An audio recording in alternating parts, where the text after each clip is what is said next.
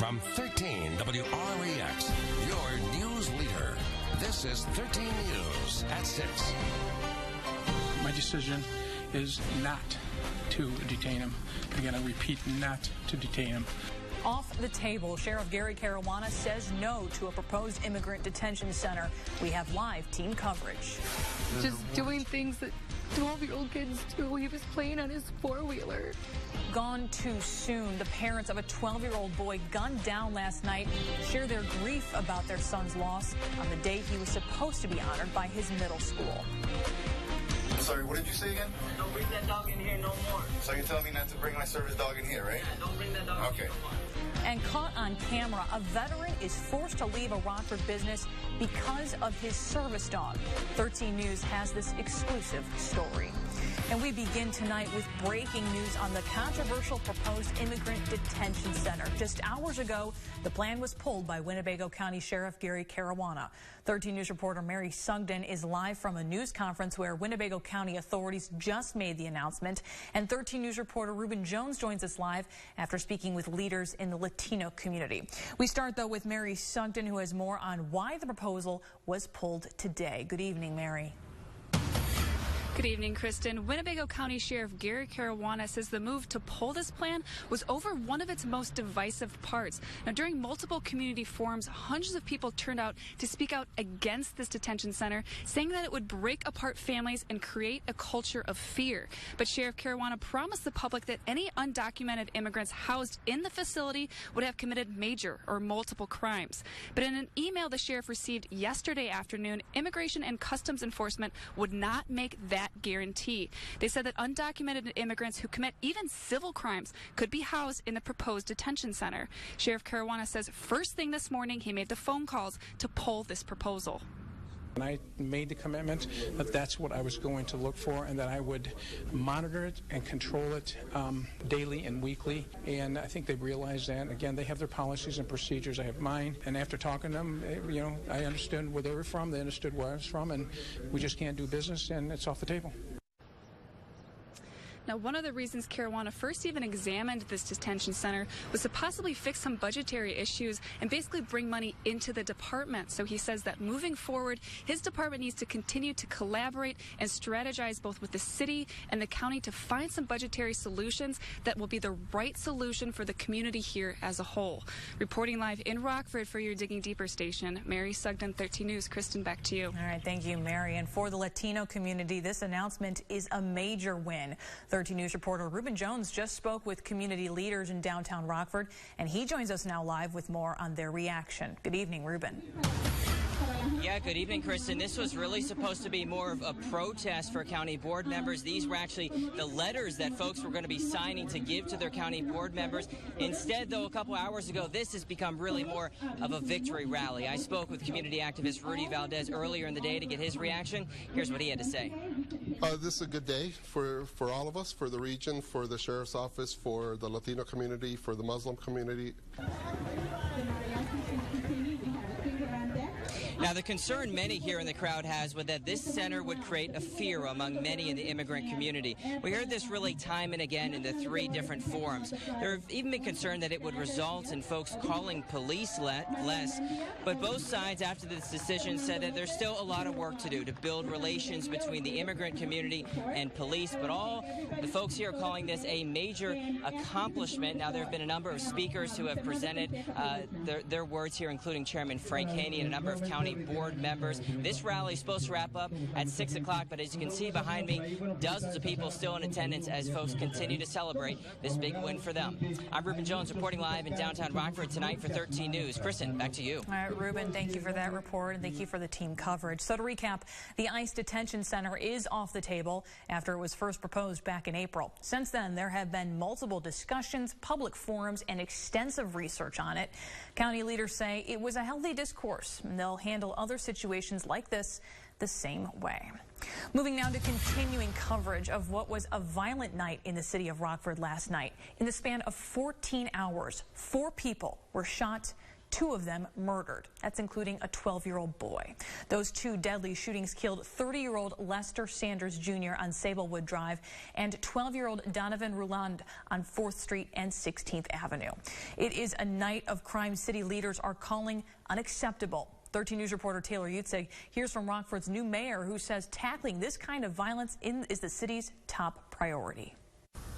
It's an absolute tragedy and travesty. Those are the words of Chief Dan O'Shea. To have 2 murders in 24 hours doesn't do it justice.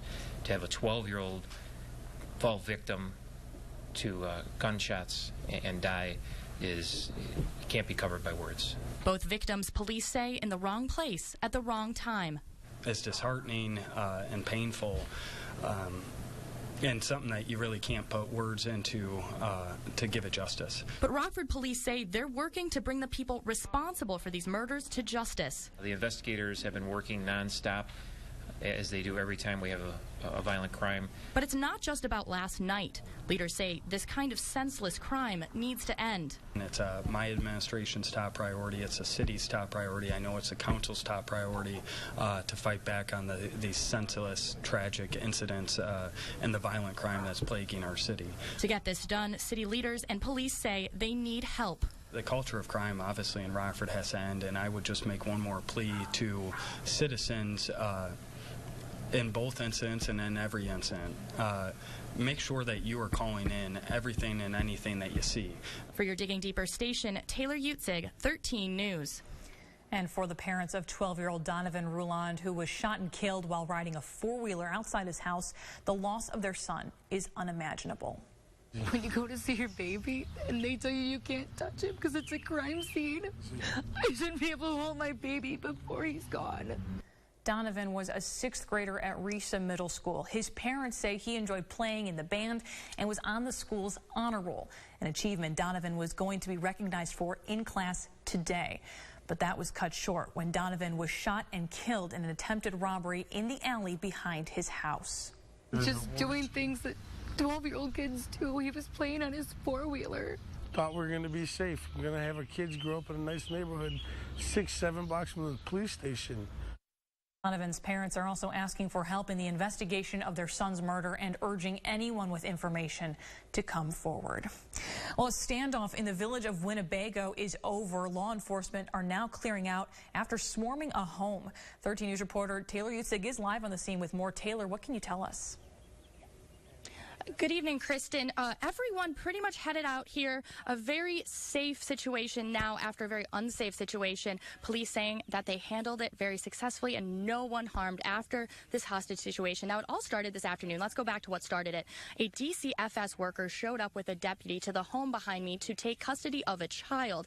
The father of that child would not come out of the home, refused to let the child go, and then threatened to shoot the deputy and the worker. That's when SWAT team was called in to handle the situation. They negotiated with the man inside for an hour to 2 hours before he voluntarily came out. He has been taken into custody with a $1 million bond. The charges he will face yet are still unknown. That we'll get those details later on in the day. Let me just step out of the shots. You get a close look at this house. Now, the authorities have taken off from this scene now, everything wrapping up.